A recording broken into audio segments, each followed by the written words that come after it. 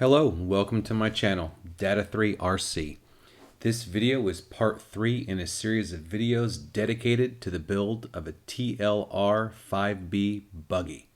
In part 1, we had the introduction as well as the unboxing of the kit and the parts required to complete the kit.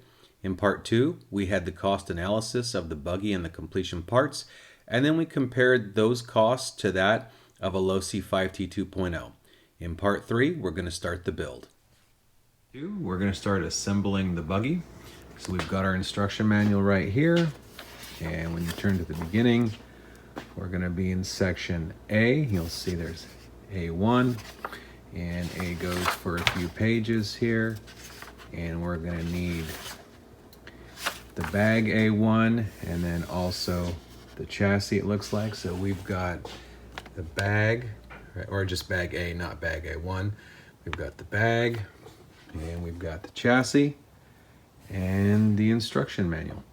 Time to get started.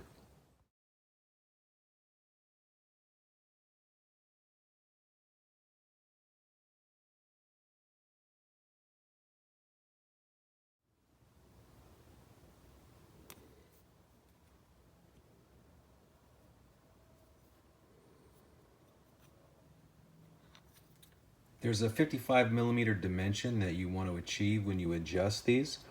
And I checked this little drawing in the book here, and it's actually to scale. So if you don't have a caliper to measure that, you can hold it up to the book, and that'll tell you when you've got these adjusted to 55mm.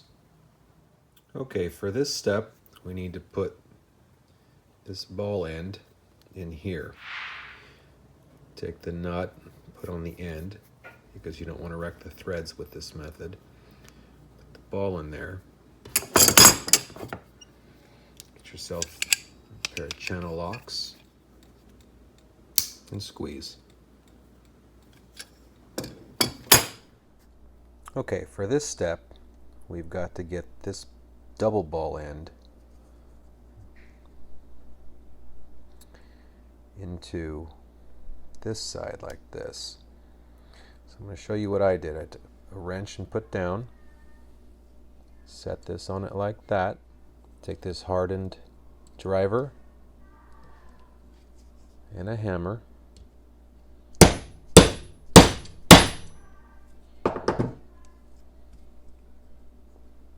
you go.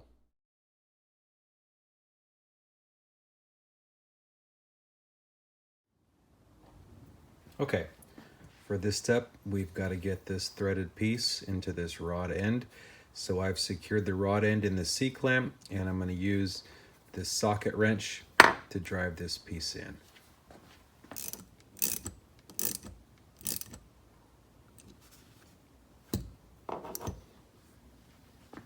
Something I failed to mention previously when I was putting the threaded rod into the rod end is that this threaded piece between these two rod ends is going to have a right hand and a left hand thread. That way when you turn this in one direction, when you adjust it on the car, when you adjust this hex right here, when you turn it in one direction, you get these either separating or pulling together. So in the last clip, it was a right hand thread to get it to go down. To get this one, it's a left hand thread. So whatever you use, you're going to have to spin to the left in order to get it to thread properly. So go ahead and do that until you get your adjustment to 46.5mm, which once again, the paper sheet will have that dimension to scale for you. Okay, now we're going to put this ball into this rod end. To keep from messing up those threads, we're going to put this nut on the end.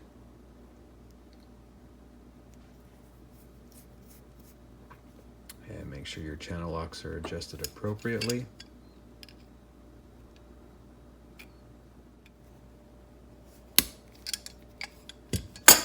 There you go.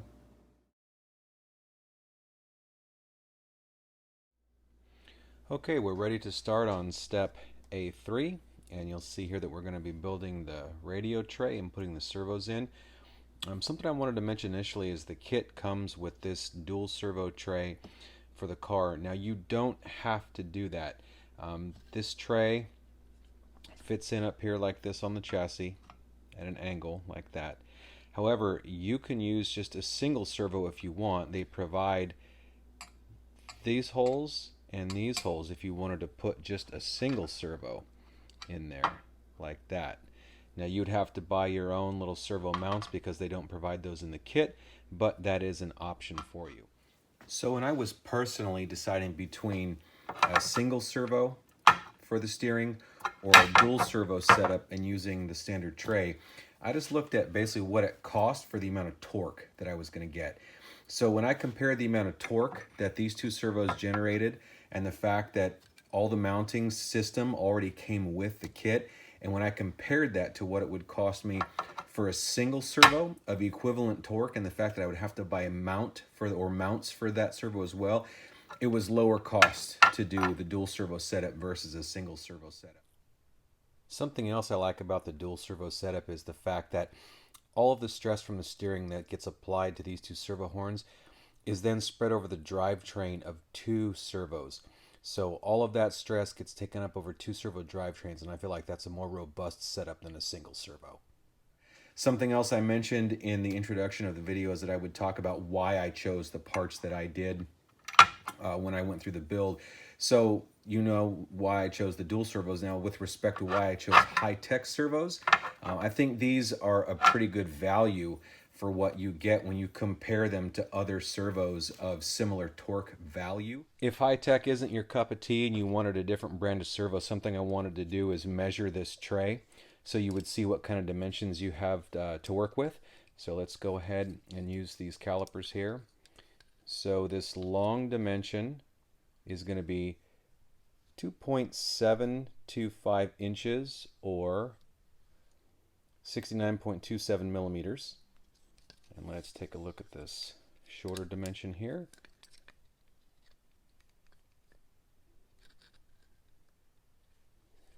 Okay, that looks like 64.44 millimeters or 2.537 inches. So that way, if you wanted to see if a different servo would fit in this tray without modifications, now you've got those dimensions.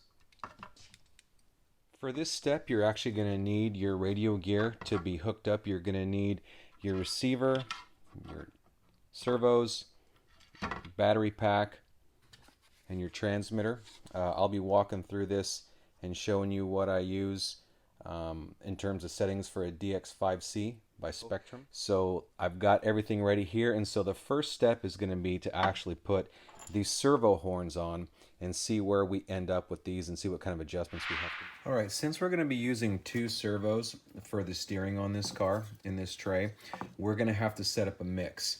And in order to do that, we need to have one of these servos set up in the steering channel or channel 1, and the other servo set in auxiliary 1. So we've got this set up. Let's see if you can see that there.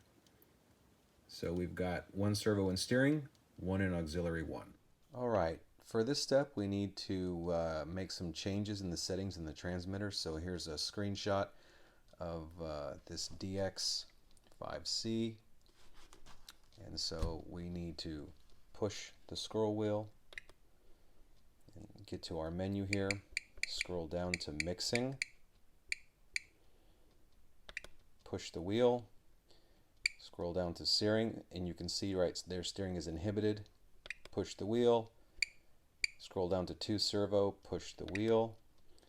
Now we're going to come down, it's inhibited, so we're going to push the wheel, and we're going to scroll up. So steering and aux 1, those are the two channels we want to use for this. Push the wheel, and then we're going to go ahead and back out.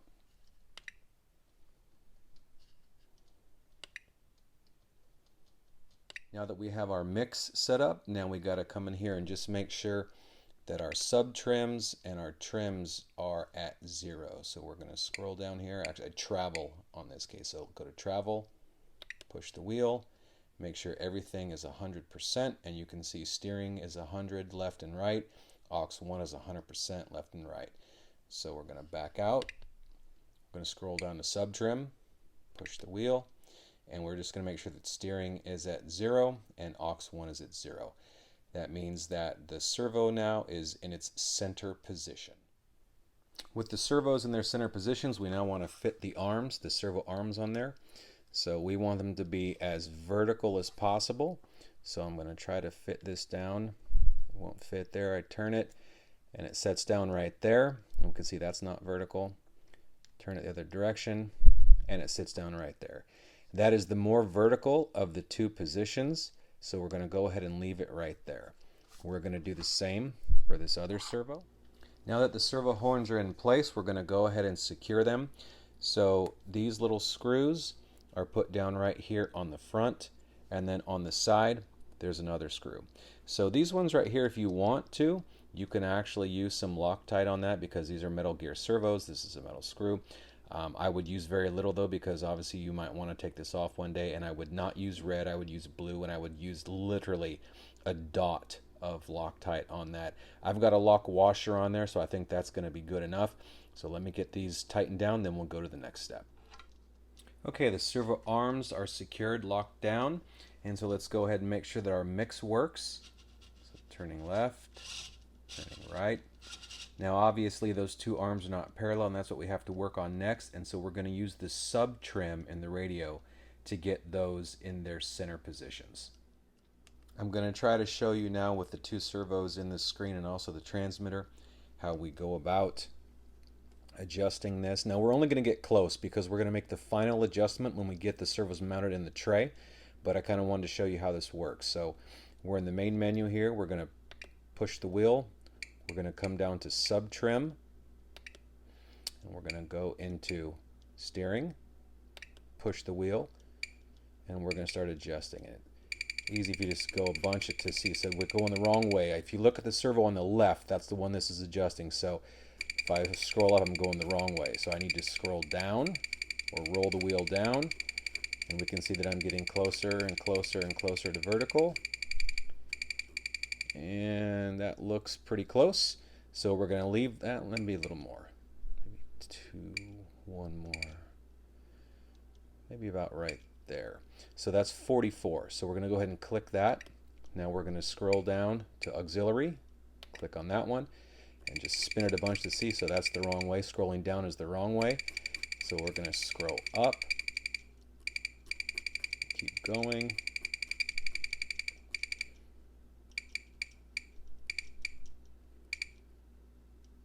And that looks pretty close. It might not look close on the camera here. I don't know about the angle, but that looks pretty close. That's pretty far. I mean, that's 68. So we're going to go ahead and leave that one. Now it looks like somehow my other one got off, so we're going to go ahead and click that and bump it again. And it looks like that one needs to go about right there. 54. Okay. So those look pretty close. Now what we're going to do, and you can see on the screen here, hopefully you can see that, 55 for the steering, and then 68 on the auxiliary. So I'm going to go ahead and get those servos mounted in the tray, and then we're going to use the caliper to see how parallel they are. So be sure to install your rubber grommets on all of the bolting locations, then utilize your Allen bolts and your washers to secure the servos into the tray. I wanted to comment on these with respect to how tight you should get these mounting screws here. So you've got these rubber grommets right here. Let these do their job. These provide some shock absorption. So when you screw these down, you want to certainly get the servo nice and snug so it's mounted firm, but you don't want to crank these down so hard that you don't benefit, or I should say the servos don't benefit from the fact that this is rubber and it can absorb some shock when these servos are hit really hard with a force through the steering rod. So just get, I don't know if you can see on the camera or not, you can see they're crushed just a little bit around here where the washers are, but they're not so tight that they're just completely flattened out. So they're nice and snug, so try to do that when you mount these. Alright, so the servos are mounted in their tray now, and the radio's turned on. You can see that they're moving in parallel.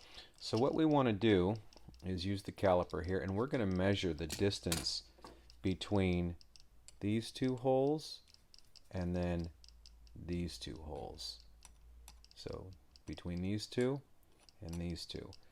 So we're going to take the caliper, we're going to zero it, I'm going to put it in like this. You want to rock it a little bit to make sure you get the farthest distance on there. 1.401 inches. So we'll come in here, do the same. 1.414.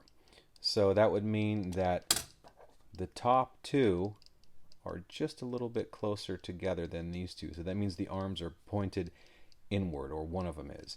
So I'm going to try to adjust this through the sub trim and get them more parallel. We'll see what I can do, and we'll go from there. So I was able to get the distance between the two sets of holes right about 1.424 using the calipers. So I got 1.424 between the top two and between the bottom two. And so that ended up on the transmitter, with respect to the sub trims, 61 for the steering throttle and 68 for the auxiliary channel. So pretty close. I'm happy with that, and we'll go ahead and install the linkage now. So let's see how this linkage fits up here. We have this adjusted per the instruction manual with respect to this distance from here to here, and we can always adjust it with this turnbuckle, but let's see how this fits up on the servos right now. Looks pretty good. So what we're going to do now is, in order to get that nut on the back side here that we've got to get on there, which is one of these little guys, go ahead and take our transmitter,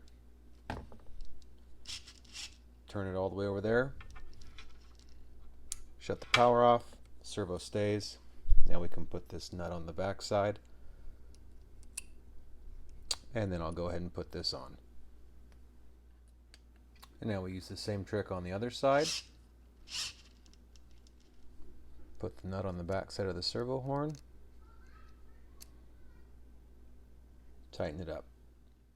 So the linkage is all together now. I wanted to talk a little bit about how you tune this. So this turnbuckle in the middle is an 8mm, so it helps to have a box wrench that fits that turnbuckle. And there's three things you can do to help yourself tune this. So when you turn the wheel, you want it to be nice and smooth. And what you want to listen for in this position is servo chatter. So right now this is on and running, and you don't hear anything. If you heard a bunch of buzzing or a bunch of noise, you would want to adjust this turnbuckle until the noise went away. Something else you can do is you can put your hands on this and feel for any kind of vibrations from chatter. And then the last thing you can do is take a look at the gap between these servos right here. As you move this, if these are not adjusted properly, these servos will actually move out and in, because if these aren't adjusted right, then the servos will be fighting each other, and they'll be pushing on each other, and they'll move out and in the back. And you don't want that. If the servos are fighting against each other, two things are going to happen. You're going to drain your battery faster than you want, and you're going to put unnecessary stress on the servos, which is going to burn them out earlier than they would if they were operating correctly. Okay, A3 is complete. Everything is connected, tuned, and running well. But I wanted to mention a couple of things about the radio adjustments that you'll have to do once this is in the car. So typically we have two things that we adjust once the car is built, and that's exponential and endpoint adjustment. So in this radio, we're going to go to exponential. And you can see in this screen right here that we have exponential for steering. And right now it's set at 40%. So the radio understands that these two servos are working together for steering. So it applies that 40% exponential across them both, and everything works just fine. They're still going to run in parallel with each other, okay?